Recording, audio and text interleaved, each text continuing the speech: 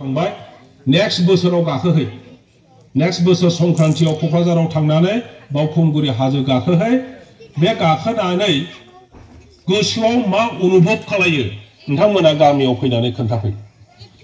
माने गोदो सासे दावखा राजा होननाय दंमोन बर'आव दावखा राजाहा सासे फिसाजो दंमोन राजखुंग्रि होनना प्रिन्सेस दा बेहा सासे गोसथोनाय दंमोन सासे सान्थ्रि गाहायखौ गोसथोयो आरो बेजोंनो हाबा होगोन राजायाबो रानियाबो मानथि खालामखानाय माने फिसाजोखौ बे सान्थ्रि गाहायनो हरगोन दिनैनि दिनाव संक्रान्तियाव बे राजकुमारिया बयबो रायजो राजा गामिनि मानसिफ्रा हाजो गाखोयो ओइदिनखालिबो बिबो गाखोफादों जेब्ला बयनिफ्राय जौसिनाव सौहैबाय अब्ला मोनसे खबर सौहैबाय सोरबा खोन्थाहैबाय जे राजकुमारी नोंनि गोसो थोनाय सान्थ्रि गाहाय उमुगा दावहायाव बुथारजाबाय दावहायाव थैहैबाय बेनिफ्राय बिराद दुखु मोनबाय बिराद गाबबाय मा खालामबावनो दा बियो सिद्धान्त लाबाय जे आफा इसोर नों मिन्थिगौ जे बियो आंनि ओरैमोन नों मानो बिनि जिबनखौ लांखो आंनिखौनो लां थेवब्लाबो बेखौ बासाय होननानै बियो बे हाजो गोसोआव ध्यान खालामनानै आराधना खालामनानै बुंबाय इसोरखौ जे आंनि जिबनखौनो नों लां खिन्थु आंनि बे गोसो थोनाय आंनि फिसाय जानांगौ बे हौवाखौ बे राजकुमारखौ नोङो फोथांनांगौ होननानै बियो जाया लोङा बे हाजो थिखिनियाव गावनि जिबनखौ बावदों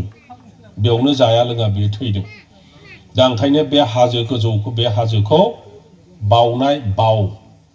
राजखुंग्रि बावखुंग्रि होननानै बुङो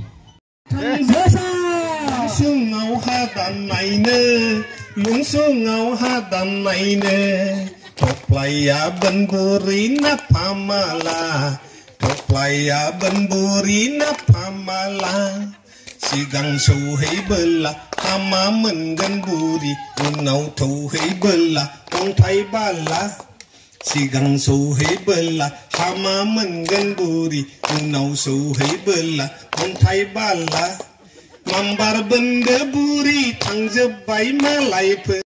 ट्रेडिशन जोङो दावखोलांनांगौ जोङो बेखौ गासैबो बिथिङाव मावलांनांगोन जोंनि लाइमोनफ्रा खामानि मावनांगोन जोंनि आइ आफामोनहा खामानि मावनांगोन आरो बे फंनैसो खोथा बुंनानैनो नैबे फैबाय थानाय बैसागु बे बैसागुजों लोगोसे जोंहा दिनै गोजाम बोसोरा थांबाय बोसोराव जोङो जेखि जालांबाय बेखौ बावगारनानै जोंनि गेजेराव जोंनि आइ आफामोननि गेजेराव जोंनि आफा बोराइ बाथौ आनान गसाया बयखौबो अनहरथों बयनोबो बोर सारस्रिथों बेखौनो आङो मिजिंथिनानै